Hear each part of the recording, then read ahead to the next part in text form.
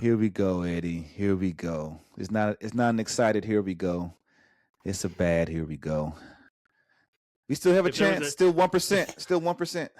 If there was a Cowboys version of horns down, no, but it's not like we.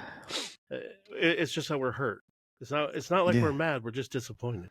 I know. So disappointed, man. Like, so disappointed.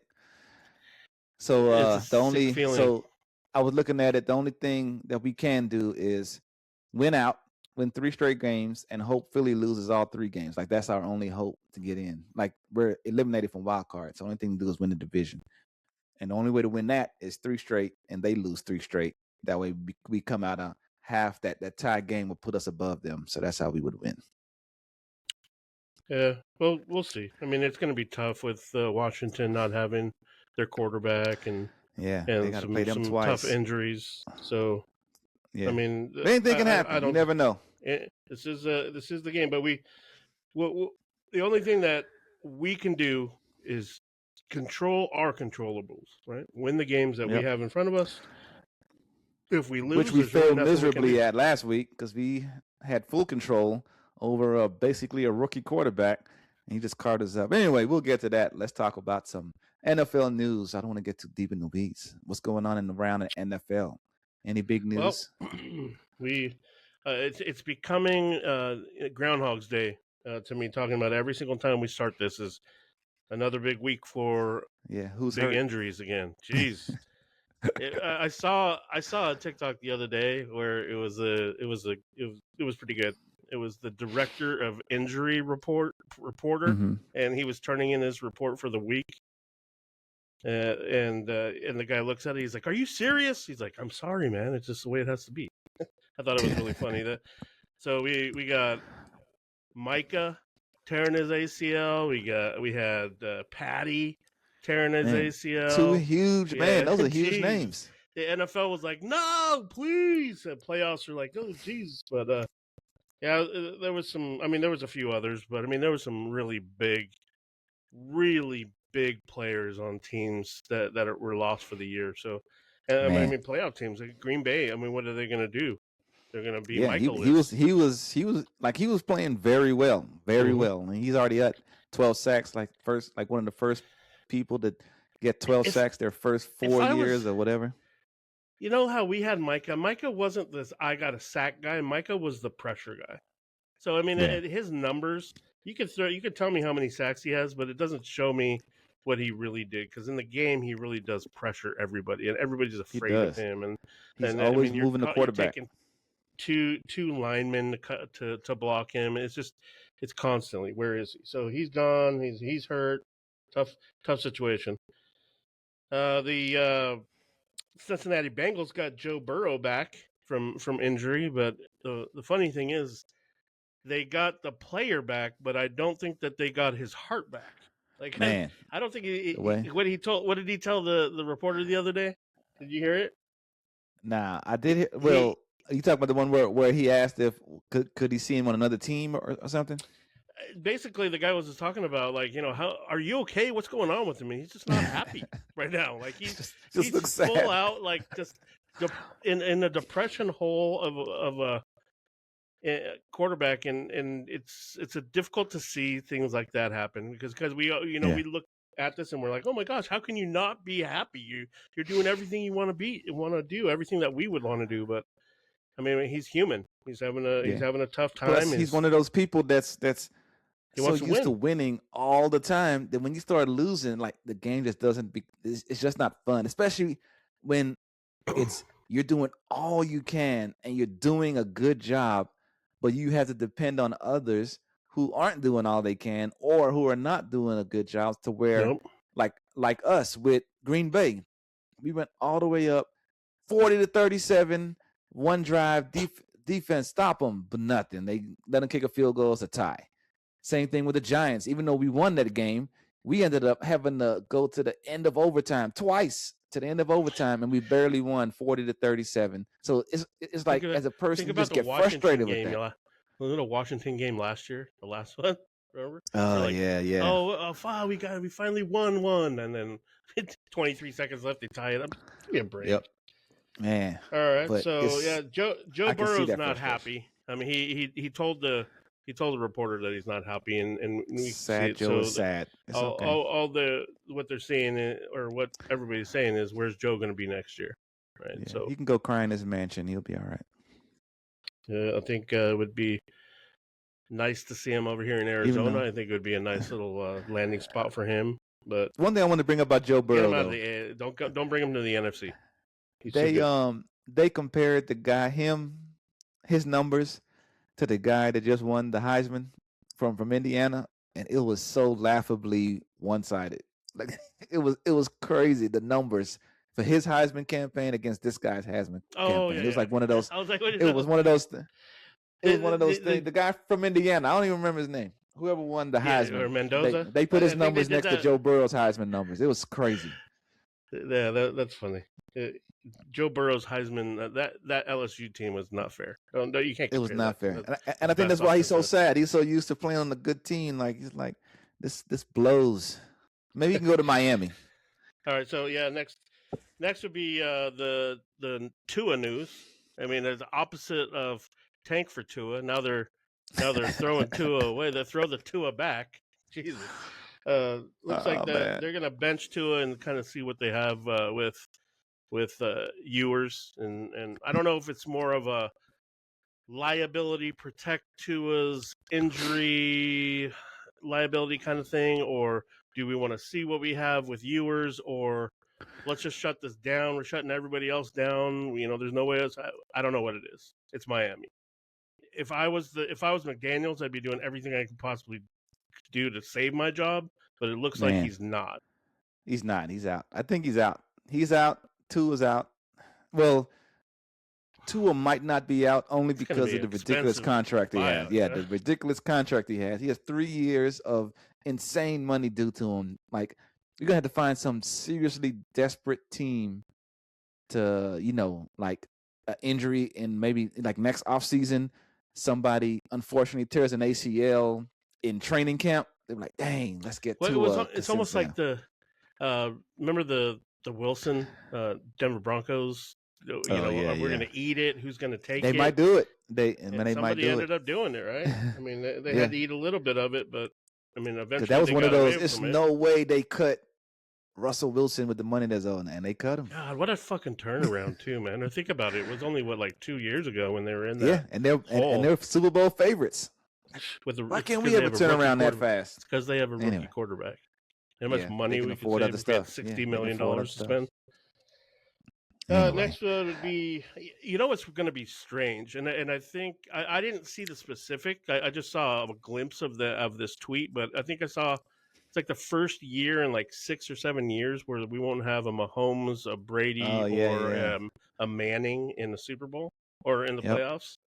Like 20 years or some insane number. Some crazy amount of time. But so looks like the Chiefs are mathematically eliminated from the playoffs from this last one. They're gone. It's going to be tough. Chiefs are going to be a different team next year, I feel. Like they are. They have too much big money people. And big players at the end of their I don't think Kelsey comes back. And they're all old. They're all old. Yeah. Like Mahomes is the youngest one. He's like early 30s, which for a quarterback is not too bad.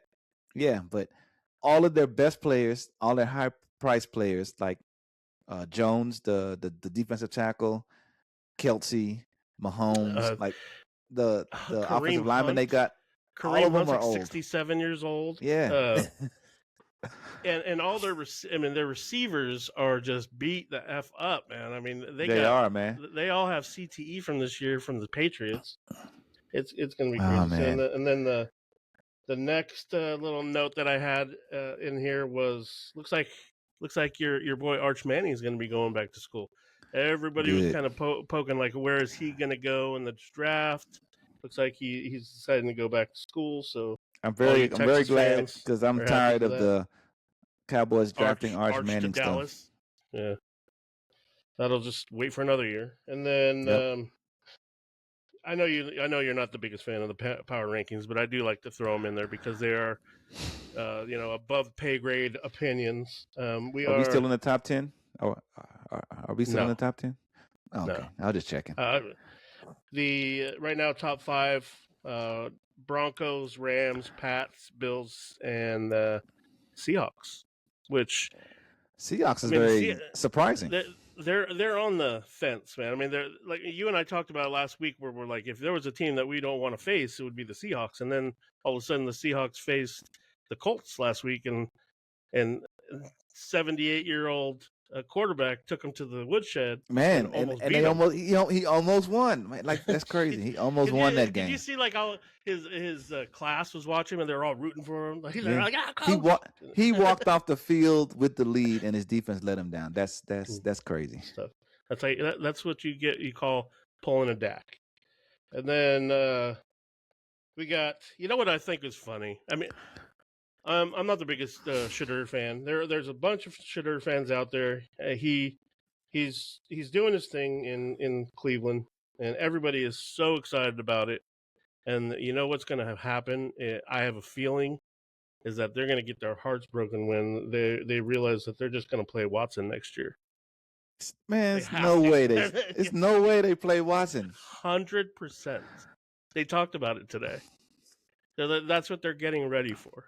They're walking into next season thinking there is no way Deshaun Watson yes, is a quality quarterback next year. There's no way. I don't think so. I really don't.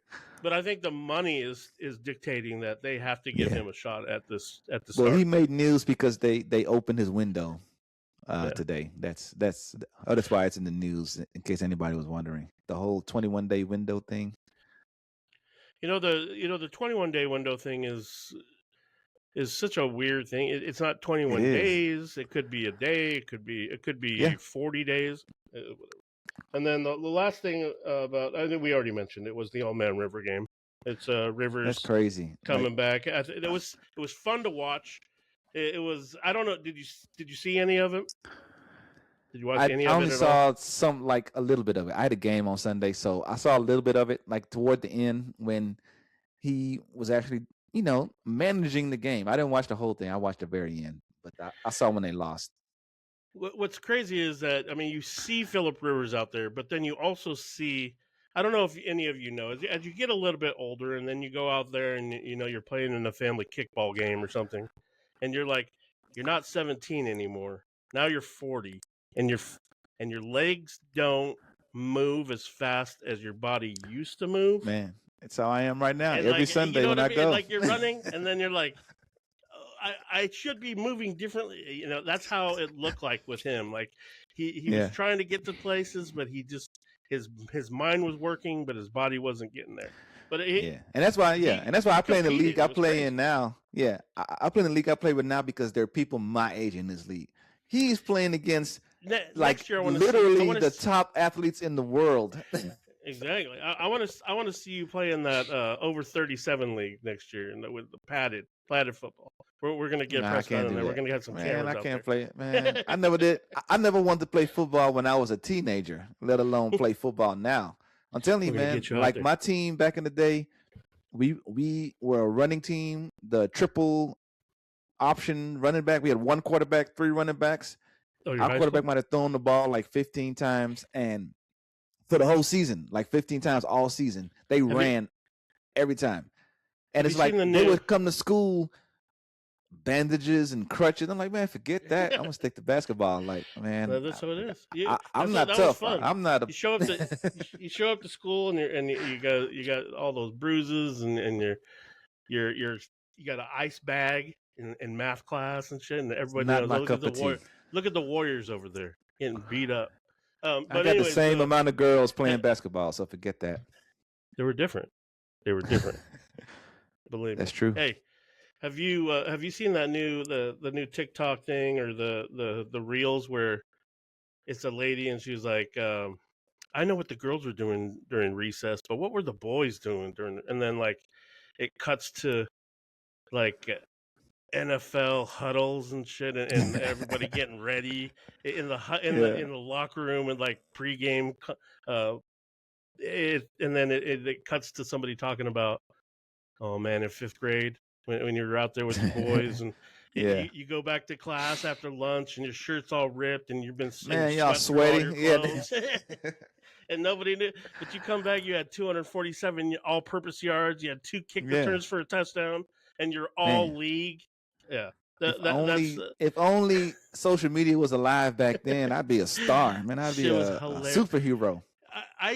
There was even one where I was like, oh, I forgot about that. There was this one where it was like, no, I'm not talking about the lunch games. I'm talking about when you begged your mom to drop you off to school early because you had to get there for the pregame.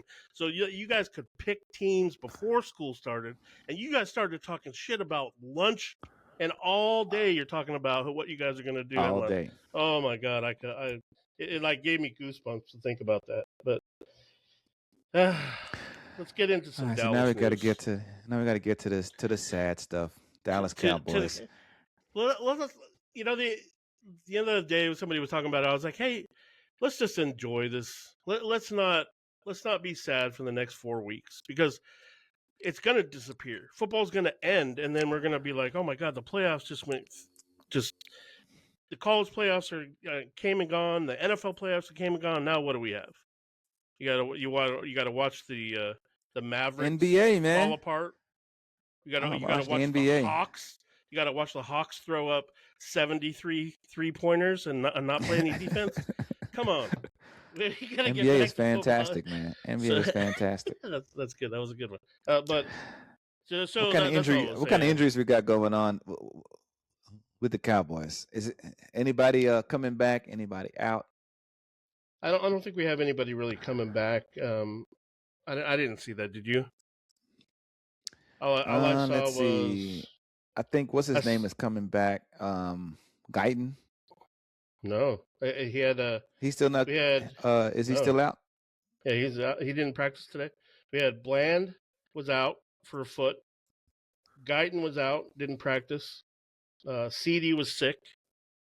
That's right. Lukey and Quinnen were both in concussion protocol. Yeah, maybe got a long list. So those guys did not practice. Yeah, that list I looked at, I was like, wait a minute, what the fuck is this? But then we did call back 3 people. What do you mean? Who? Oh, nah. We get to it on your list. I just saw it. We'll get to it. The 3 people that they called back the 21-day window. Oh yeah. Oh, the 21-day. Then I don't know, but hopefully I was thinking that maybe you could give me a little bit of insight on this. But what the hell's going on with Diggs? What? So if you think I've been thinking about this. If you listen to Jerry, or if you listen to Diggs, or if you listen to Broadus, everybody has a different story. Yeah. And I can't even believe the real person. I can't even believe Diggs. I can't believe Jerry. I don't know what's going on. So tell me what you feel. Please give me insight. Man, so I think that I've played with coaches before who they like to talk a good game. Like, this is how we're going to do it. This is how we're going to do it. But when it comes down to it, the stars get preferential treatment. Because, like, you can say all this stuff, but, like, say you are a bottom of the roster person and you show up 5 minutes late to practice, they might cut you because they know they can find someone like you. But if you're a star and you're 5 minutes late, they might yell at you, berate you, but you know good and well he's still going to be on the field. I think that Diggs is someone they believe is not as good as he used to be. And this is someone who they can use as an example to say, this is our culture. This is who we are. If he was still Diggs from the 11 interception, like on his way to becoming a shutdown corner, like playing like that, I think that it wouldn't be a bigger deal. But I think this is one of those things where they'd be like, you know what? We can get away with doing this with him. So this is what we're going to do. And they're making it one of those things. That's what I think. I know. I really don't know what to think, to be honest with you. Me neither. It's so confusing. At first I thought, okay, the knee injury, he didn't rehab like they wanted him to. He didn't follow the protocol of the contract for injuries. The team stuff. Okay, yeah. That happened. Like he did his own thing. Micah did his own thing. I mean, a lot of players do their own thing. They don't feel comfortable all the time being at home. So, okay. But then he was there. Like, he was in camp with Micah, and they weren't letting him go. And then he was playing. And he played for a while. and you could see that there was something wrong. Like, I don't know if it was physically or mentally or what. And then all of a sudden there was that injury at home, like that. Oh yeah, the injury the at concussion home at home is like where it just went all the way downhill. The injury at home was the red flag to me, thinking, I don't know if that really happened or if it was something in the background happened and they were just, you know what, that's it, you're not going to play and we're just going to say you got hurt at home or something. I don't know what happened. This is the way that my brain works, and I've told my wife, my ex-wife, girlfriends, anybody that I'm close with, if you don't tell me the whole story, my brain's going to make it up. Yeah. So you might as well tell me the whole story, because my brain's going to make up the worst case scenario, and that's what's going to be truthful. So whatever's happening now is like, I'm thinking we're either like treating him like we're treating him bad, and we're doing him dirty, or we don't know the whole story, and Diggs is an immature player, and right now they just don't have enough. They just have patience for him anymore. Which I'm leaning towards. I just don't know. You know, we're not getting the insight on it, and I'm sure we'll know one of these days. Yeah, but we'll see. We'll see. Because because Butler's coming back, they're like, he's expendable. Butler's the next Diggs. So much Butler. I mean, Siobhan is showing, a lot of promise. Rebel's doing pretty good. He's just like I said, dude. He looks exactly like Diggs as a rookie, 100%. Giving up all those mistakes that Diggs did as a rookie, but he's still as fast and good. You mentioned, we did open up the 21-day window for 3 players that are coming back, and you mentioned one of them, which was Butler. The other 2 are, I don't know if you remember when we picked up Peyton Turner from the Saints, but we did open up the 21-day window for Turner. You know what's crazy is when we signed him, I was like, why? We have Anthony Spencer. I mean, not Anthony Spencer. What the hell? Sam Williams. No, not Sam Williams. I'm talking about a dude that died. The rookie? Oh, Nealon. Marshawn Nealon.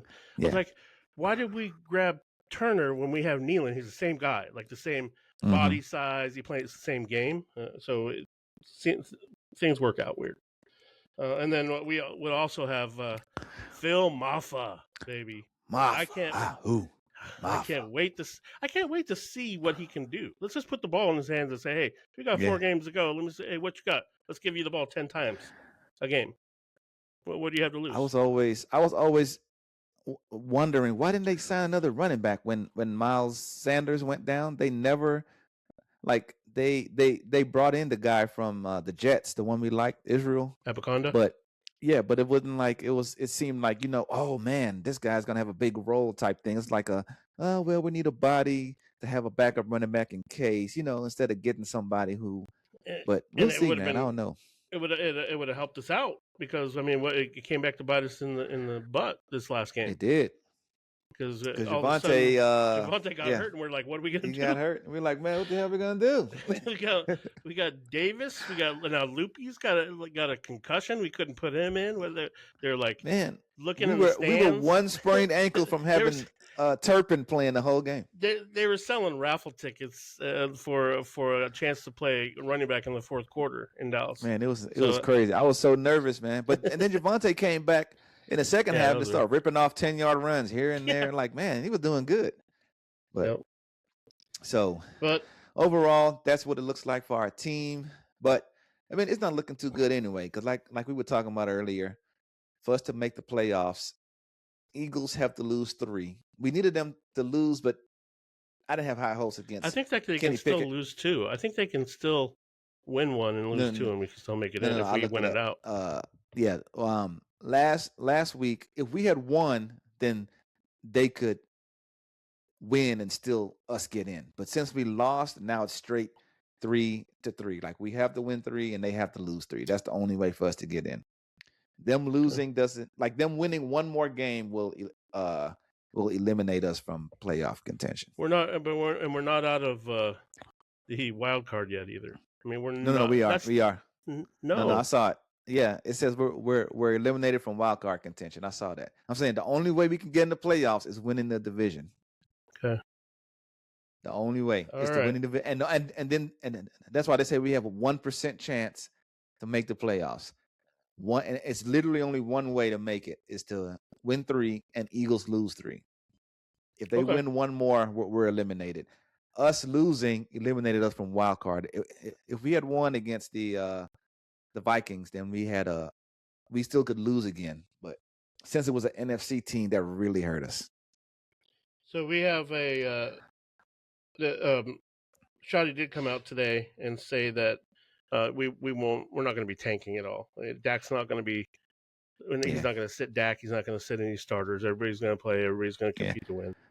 In the NFL, that's really the only way you can tank is you have to sit your stars. That's like you can't like in the NBA. Miami? You can play soft. You can play half speed. In the NFL, you can really get hurt playing half speed, not really playing your full potential. So the way that teams can tank is like, oh, our starting quarterback that's really good. Now he has a shoulder that he has to sit out for the last 4 games. Like that's how they tank. They had to hold their stars out. So for us, the only way to tank, Dak has to sit, Lamb has to sit, Javonte has to sit. Like Pickens has got to be the only person out there, and then all of a sudden Ferguson can't play. That's the only way we would tank. We would trot out the every single time I'll mention in the Discord. Every time I see Turpin and it's the set of wide receivers that go out that I know I'll go, here comes a run. Because it's not CD, it's not George, it's not there's no tight end.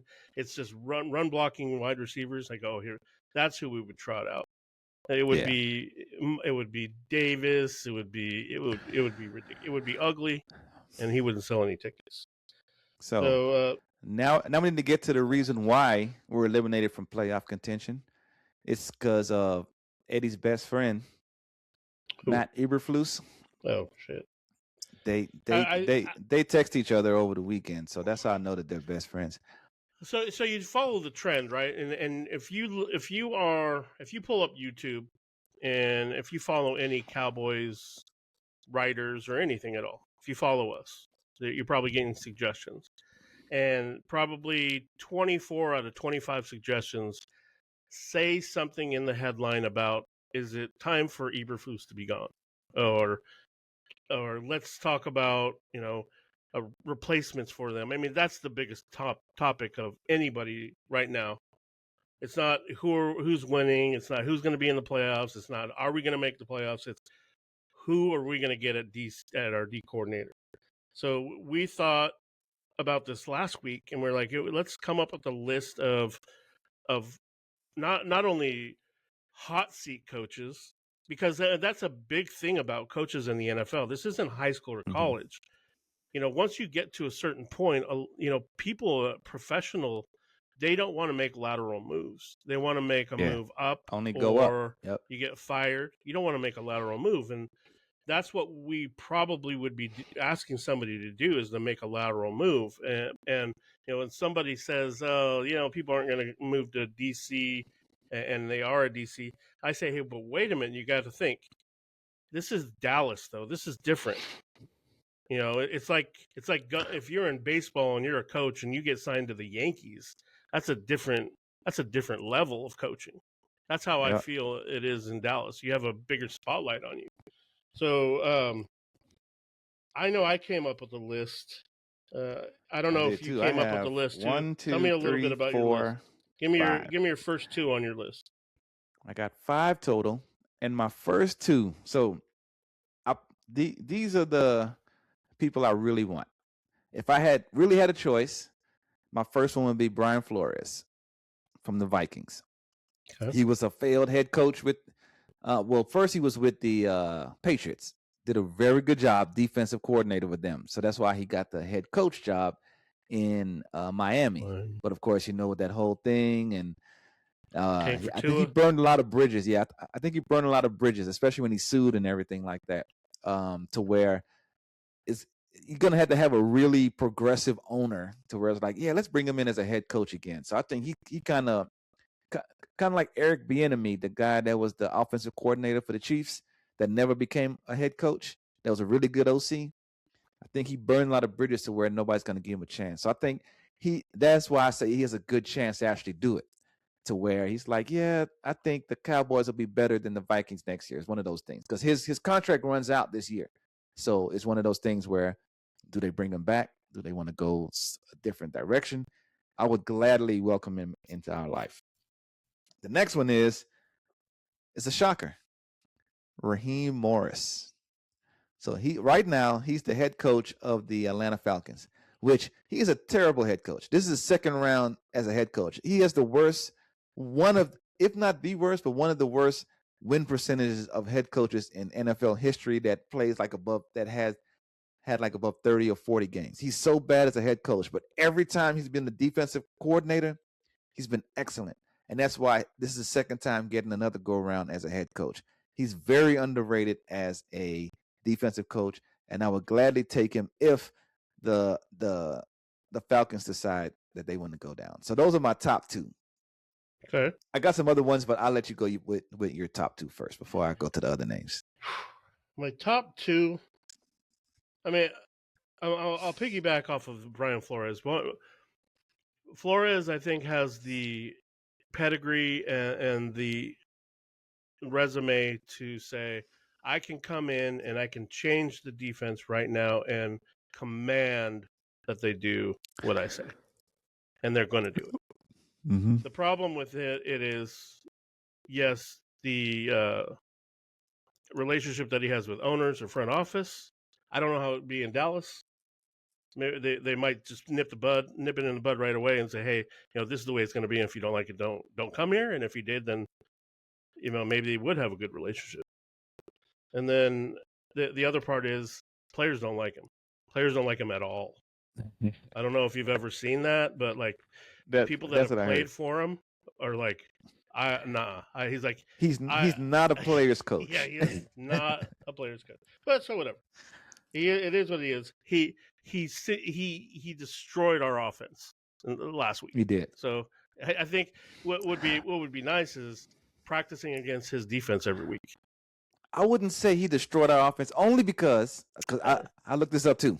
Only because all season they have like the second or third highest scoring. Like they scored 26, the highest was 28, I believe, and then the next highest was 27, and we were 26. They've been routinely holding teams to under 20 all season. His defense is really good. His defense is really good. I'm not saying that he destroyed just our defense. I mean, all year they've been doing well. So it's one of those things where it's hard to stop, and they stopped our offense. They did. So, we kicked a lot of field goals. They stopped us from scoring touchdowns. And then the second one that I would really like to see happen, which would be really cool, and we talked about this in the Discord too, is previous players make good coaches, and this guy is a Super Bowl champion with the Cowboys. Ken Norton Jr. can come back and rediscover this the love for the star, because he was one of my favorites when I was young growing up. He's been all over the league. I know that he was with the Niners for a while. I don't know where he is right now, but he is available. He's a linebacker coach for the Commanders. He's a linebackers coach for the Commanders right now. So, but he would be available at the end of the year too, and I don't think it's so much of a lateral move, because if you're playing for, because he's not the defensive coordinator, right? Witt is the defensive coordinator in Washington. So, right, Joe Witt is. Yeah. So Ken Norton is doing. I mean, he's like the passing game coordinator or something, but it wouldn't be so much of a lateral move. It would be like an upgrade for his career. So I would think, and coming back to Dallas, I think we would, open arms. I think it would be a nice move. That would be pretty good. He's been a linebacker coach for a long time. He's only had one stint as a defensive coordinator. Now it's with the Seahawks. Right? It was great. No, Seahawks? He actually went to the Niners. He went. That's the crazy part of the story. He went to the Niners as an assistant head coach. But then a week later, he left and went to Seahawks as a defensive coordinator. So like he was there for a week and he quit and left and went to the Seahawks where he was the defensive coordinator for like 4 years. But right now, then he went to UCLA under Chip Kelly for a year, and then since 2024 to now, he's been the Commanders linebackers coach. I think that would be a badass move if we walked him out as our defensive coordinator. But that's just my opinion. I think Flores or Norton would be my top choices. So my two with Brian Flores and Raheem Morris. So the other 1, 2, 3, I had 4 additional who I would like. Number 1, the under the radar guy who nobody's really talking about is Jim Leonard. He's the pass game coordinator for the Broncos. He's like next in line under Vance Joseph. And then of course Al Harris, the defensive backs coach that we had. Spagnuolo for the Chiefs, which only because I think he's looking at it like, man, this is a sinking ship. I'm ready to get up out of here. No Patrick Mahomes next year, maybe till toward the end of the year. Then they're in cap hell, and so they have a lot of retooling to do. So he might stay, but he might be looking for his next opportunity to go to a young defense. And finally, Todd Bowles for the Buccaneers. If they keep going down this slide that they do, and they might miss the playoffs, I think that they'll let him go, and I'll be glad to have him. Okay, I don't disagree with either one of those. I don't know the guy from the Broncos, but I mean, the Broncos he's under the radar guy. Top one, right? Yeah. So the other guys, I have 3. Jim Schwartz is one that is a big name that's actually being thrown around right now. I would like him. He commands, but then again, this is another really bringing another old defensive scheme. I mean, I don't know how old schemes you want. And then there's, I don't know if you mentioned Al Harris, but yeah, Al Harris was one of mine as well. He has a relationship with our front office. We believed in him. I just didn't think it was the right time for him to get it.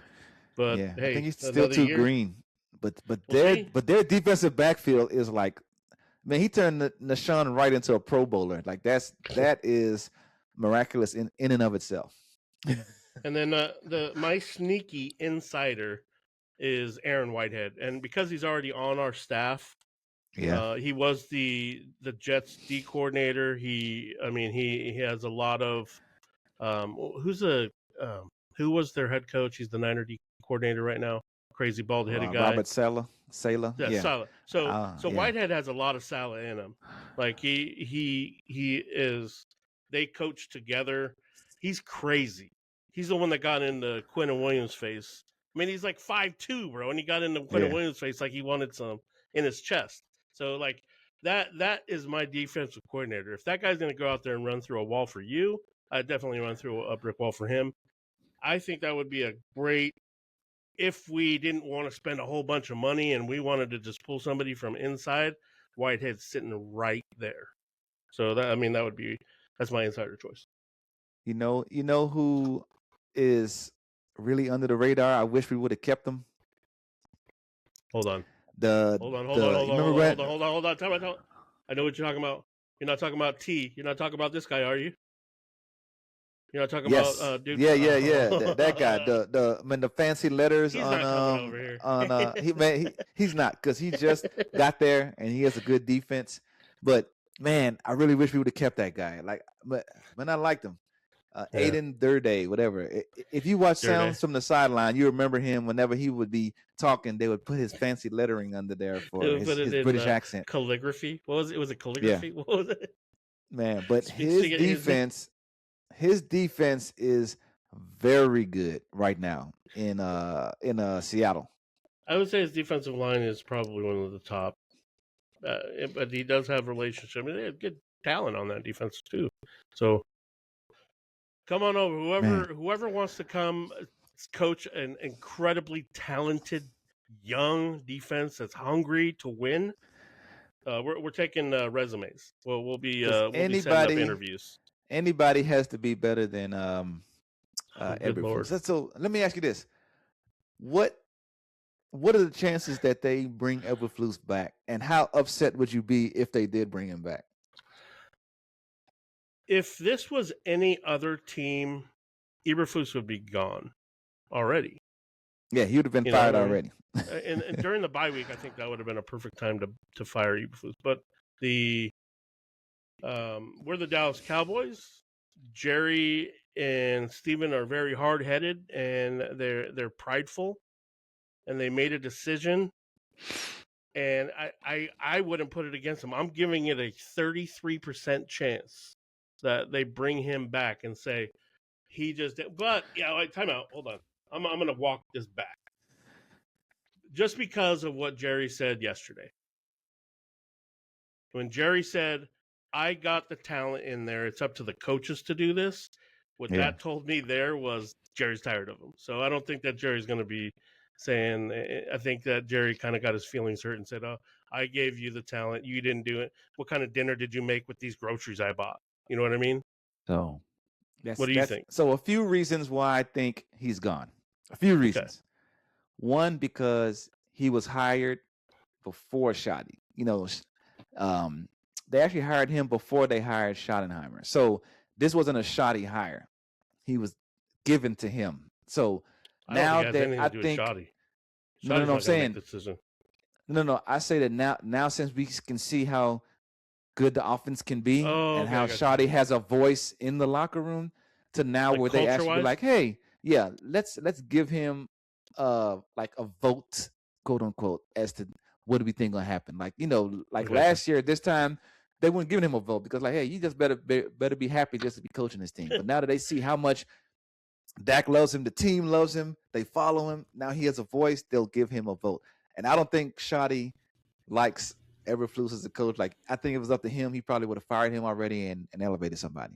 Second, I think because he helped pick the players. Like, for instance, Eberflus' defense is a bend but don't break zone, keep everything in front of you, make them methodical. But he helped pick Siobhan Ravel. Like, he's a press man corner. We have a bunch of press man corners. He helped pick Sanborn. He helped pick K9. He helped pick all these players, even though a lot of the players were already there. A lot of the players he brought in were not that good. And I don't think it was him like, hey, we got to get Quinnen Williams. I think that was one of those Jerry things, like, I'm going to pick this guy because he's one Jerry of the best. Said that that's an easy pick. In the beginning of the year. Exactly. So it was like an easy pick. Like, all the players who I believe that Eberflus was responsible for to bring in, all of them suck. The only one that might have been Clowney, and that's it. Clowney might be the only one who he brought in ended up being a good player. Everybody else was either already here or was a blue chipper like Quinnen Williams. We're going to bring this guy in. So that's why I think another reason he's gone. He brought in that linebacker that got hurt and never came back from IR. Sanborn. He brought in that safety that he still plays, but he's just a player. He's just a body out there that is another guy that's not making any tackles. Like, it's not a single person I believe he brought in that made a difference. Maybe Clowney, but I don't know how much he was involved in saying, bring Clowney in. Another thing that Jerry did mention that I want to say is that not only did he say, hey, I brought the groceries in and you didn't make the meal, that one.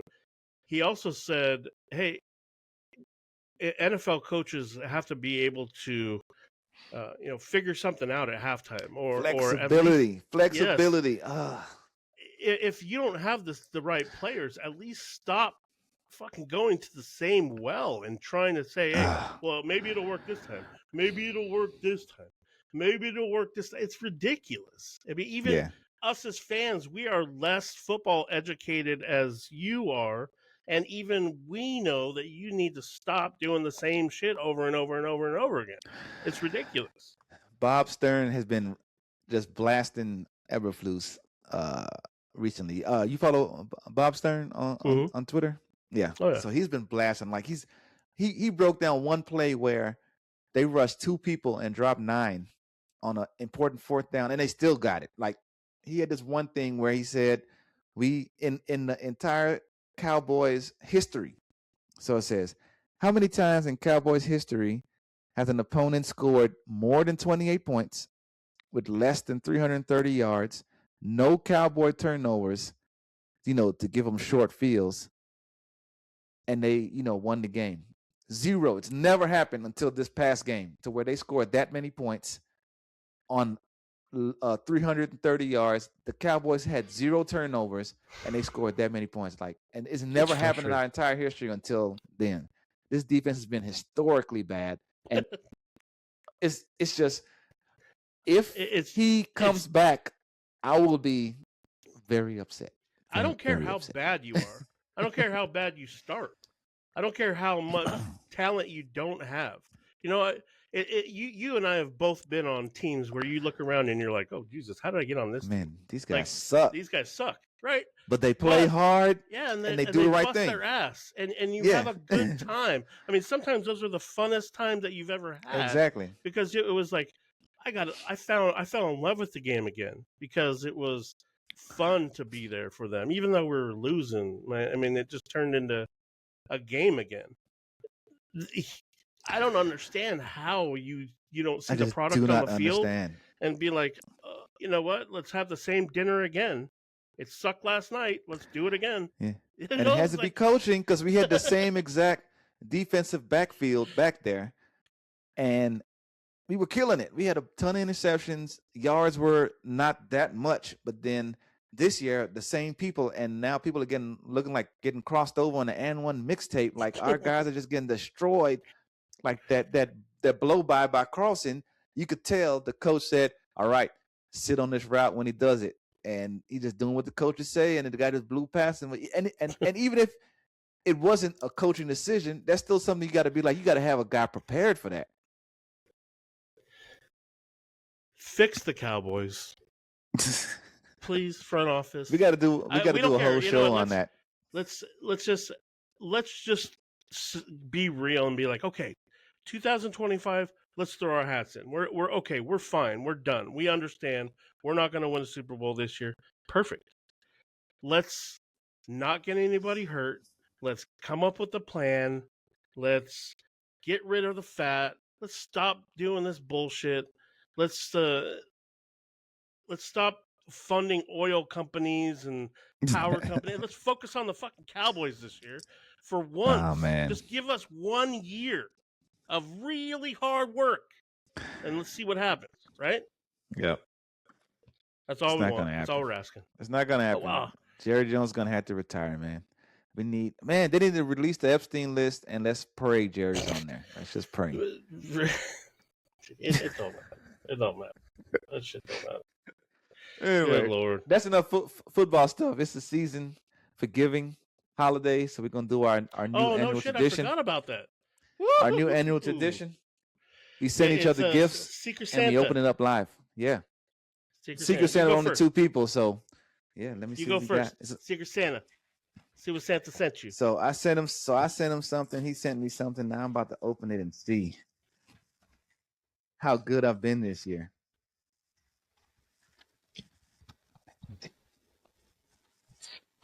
It feels soft.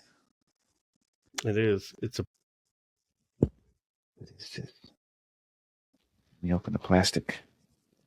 It's for your laptop, brother. It's a protective case for when you travel. Oh, God. I do travel a lot. I got to travel again Friday. I'm going to Boston. I was just thinking about, I was like, when Prescott walks into that meeting and he pulls out of his briefcase this soft Dallas Cowboy case and unzips his laptop out of it, they know, oh, this guy knows business. This guy, look at this. This guy's ready for business. To keep my beverage warm or cold. Oh yeah, that's what I was thinking. More like it was going to be cold. So this is the one. And then this is the second part right here. Oh wait, hold on. Let me turn it. Boom. DC for life, baby. DC for life. All right. Open yours.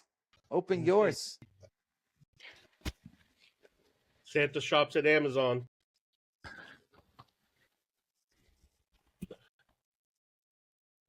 Those are his elves. I think my driver too.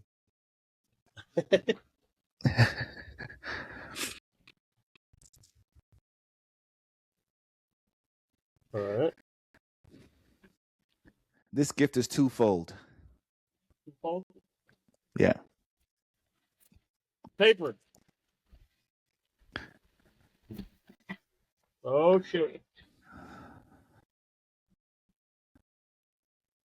There we go. So when Look you at that, baby. make you a brisket in the oven, you can carve it up, or if some poor unfortunate Eagles fan decide to break into your house, you have the perfect weapon to stop them with. I love it, bro. I love it.